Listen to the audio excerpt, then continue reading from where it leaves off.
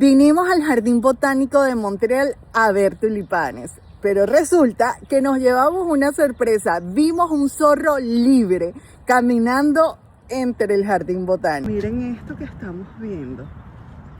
Un zorro en el Jardín Botánico. Parece que hay visitas por aquí, visitas muy inesperadas. Sí, échate para allá. Yo pensaba que era un perro. No, es un zorro. Ay, va a cazar.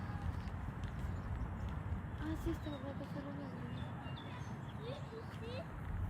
Un zorro en medio de la ciudad. ¿Por qué? ¿Qué? Eso no se ve todos los días. Este es el Jardín Botánico. Eso no se ve todos los días, mamá. No todos los días ves un zorro de visita.